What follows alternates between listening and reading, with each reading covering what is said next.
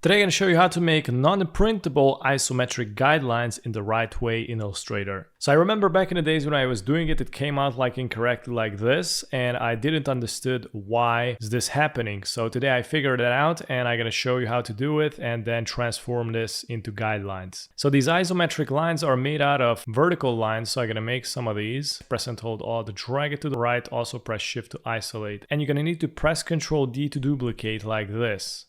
So check this out, here is the trick. You're gonna need to create an amount of lines which are in pair. So for example, I got one line, 2, 3, 4, 5, 6, 7, 8, 9. I gotta go with 9 lines this time. I gotta press Ctrl G to group it, and I gotta go and double click on the rotate tool. Type in here 60 degrees, click on copy, and then press Ctrl D. And as you can see, we got a perfect isometric grid system here. Okay, so now we're gonna do the non-printable guidelines, which are different than this. And this scenario, we're gonna select the rectangle, create a rectangle like this. Now in this scenario, we're gonna make a number of pair rectangles, not impair like how we did before. So I'm gonna put it here, press and hold Alt, make sure to intersect, release, and from here press Ctrl D. And as you can see, we got 10 here and it's pair. I'm gonna select them all, press Ctrl G to group them. I'm gonna press and hold Alt, also press Shift, drag it, intersect it, and press Ctrl D. Now it's like perfectly pair. Select all, press Ctrl G to group. And now we're gonna make the same procedure. Go to the rotate, double click, type in 60 degrees, click on copy, and then press Ctrl D. And as you can see, we got a perfect isometric grid system.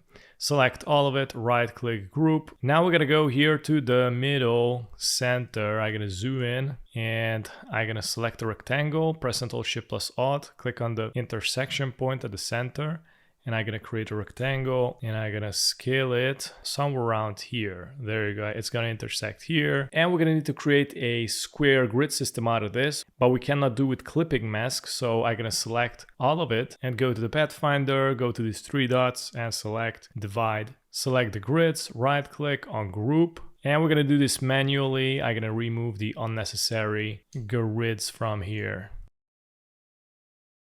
And there it is. I'm gonna select all, right click group, and I'm gonna scale it to fit. And from here, all you need to do is go to the view, and let's go to the guides and click on make guides.